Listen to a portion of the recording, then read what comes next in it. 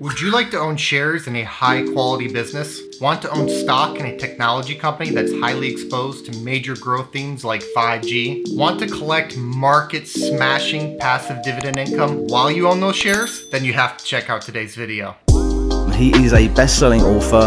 30-year-old Jason Fieber has a plan. This guy retired at only 33 years old. I don't know if I know too many people that have accomplished something like that. He's really kind of a guru when it comes to passive income. I want to tell you about a stock that pays big, growing, reliable dividends. These growing dividends are funded by growing profit because this business is providing the world with in-demand, high-tech products. In a world that's growing increasingly reliant on data and connectivity, this company is poised to make a lot of profit. And more profit means more dividends. I've personally invested in stocks just like this one on my way to going from below broke at age 27 to financially free at 33. Best of all, the stock looks undervalued right now. Price is what you pay, but value is what you get. Why is that important? Because buying a dividend growth stock when it's undervalued should provide for a higher yield, greater long-term total return potential, and reduced risk. With this in mind, I want to share with you an opportunity I recently came across in shares of Broadcom Inc., which appear to be trading at a significant discount today. Broadcom Inc., stock ticker AVGO, is a leading designer, developer, and supplier of analog and digital semiconductor devices. With a history dating back to 1961, Broadcom is now a $120 billion by market cap semiconductor giant that employs almost 20,000 people worldwide. The company reports revenue in two primary segments: semiconductor solutions, 77% of fiscal year 2019 sales, infrastructure software, 23%. Their technology can be found in smartphones, servers, set-top boxes, storage systems, and controllers. Broadcom is highly exposed to a range of major tech themes. That includes data centers, broadband, wireless connectivity, and automation. In fact, you'd be hard-pressed to name a major theme in technology that Broadcom isn't exposed to. These aren't just themes either. They're real-life,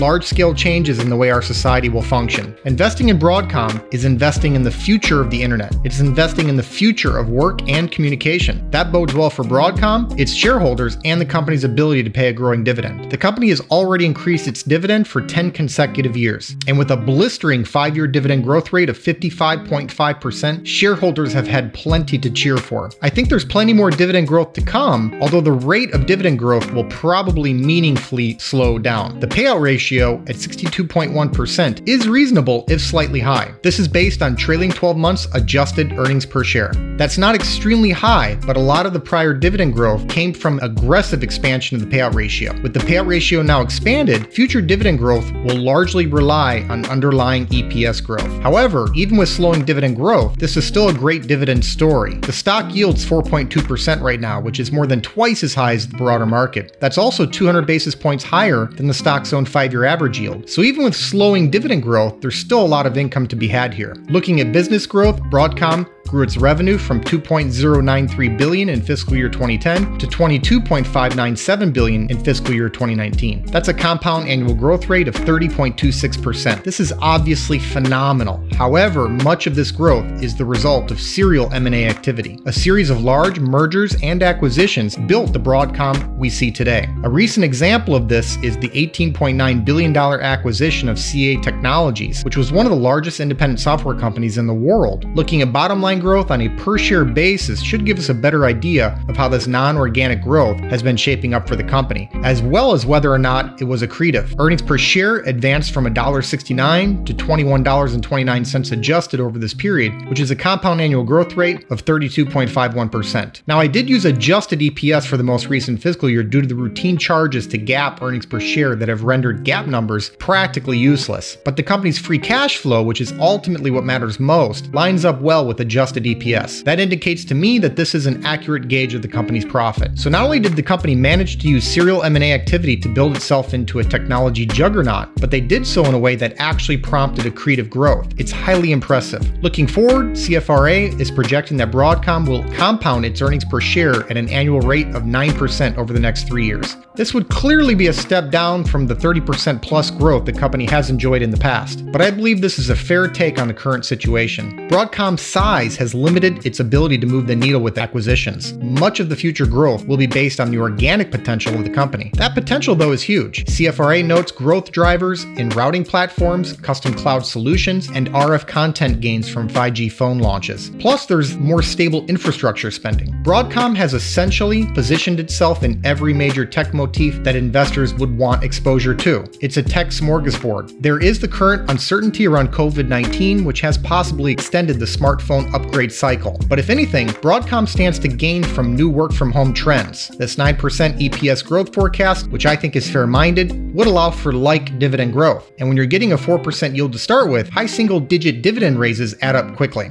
Moving over to the balance sheet, Broadcom has a stretched financial position. The stretching of the balance sheet has come on the heels of the aforementioned M&A activity. With a likely slowing of this activity, Broadcom now has the ability to reduce its debt load and clean up the balance sheet. The long-term debt-to-equity ratio is 1.2, while the interest coverage ratio is below 3. Total cash is around $5 billion, which is relatively insignificant for the business. I think the balance sheet is the one area of real concern here. Honestly, the only reason that I haven't personally invested more heavily into Broadcom is because of the balance sheet. Other than the debt load, it's a dream stock. Profitability is robust, as one might expect for a tech company like this. Over the last 5 years, Broadcom has averaged annual net margin of 17.44% and annual return on equity of 18.17%. As solid as these numbers are, I think they belie the true potential of the business. The last few years have been messy. Once the company starts to relax and smooth out the numbers, the net margin in particular should improve off of this average. Broadcom has positioned itself well. They're a player in almost every major theme in tech. Of specific interest is 5G. The 5G revolution is going to change the very nature of our lives, and Broadcom is aiming to be a key player in this massive transition in the way mobility,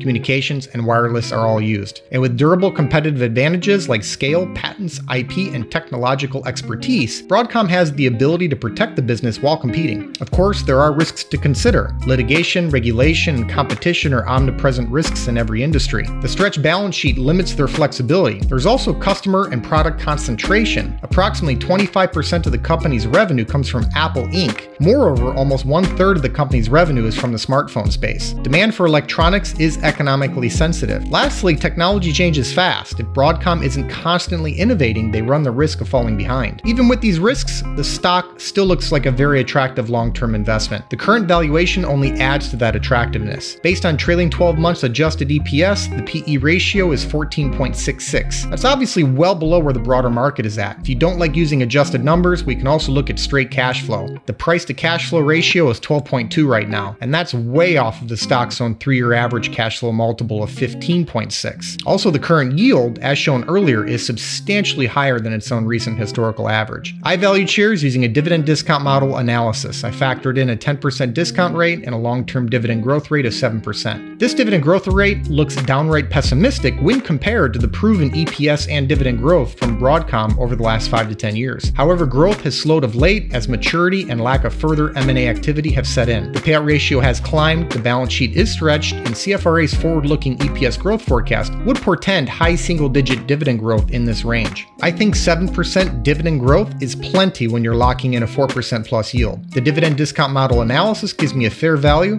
of $463.67. The reason I use a dividend discount model analysis is because a business is ultimately equal to the sum of all the future cash flow it can provide. The dividend discount model analysis is a tailored version of the discounted cash flow model analysis, as it simply substitutes dividends and dividend growth for cash flow and growth. It then discounts those future dividends back to the present day to account for the time value of money, since a dollar tomorrow is not worth the same amount as a dollar today. I find it to be a fairly accurate way to value dividend growth stocks. Morningstar rates AVGO as a 3-star stock with a fair value estimate of $310. CFRA rates AVGO as a 5-star strong buy with a 12-month target price of $370. I'm surprised to see I came out high. All the same, I think Morningstar is too cautious. Averaging the 3 numbers out gives us a final valuation of $381.22, which would indicate the stock is possibly 24% undervalued. Here's the bottom line, guys. Broadcom Inc. is a high-quality company that's exposed to just about every major growth theme in technology that investors would want exposure to. With a market-smashing yield of over 4%, massive dividend growth, a reasonable payout ratio, and the potential that shares are 24% undervalued, dividend growth investors looking for great investment opportunities in technology should take a close look at this stock. Thanks so much for watching. I hope you enjoyed today's video. Give us a like if you did. Please make sure to subscribe to the channel and ring that notification bell so you don't miss out out on new content. Also, take a look at the description box below for some important links and additional information. I'll see you next time.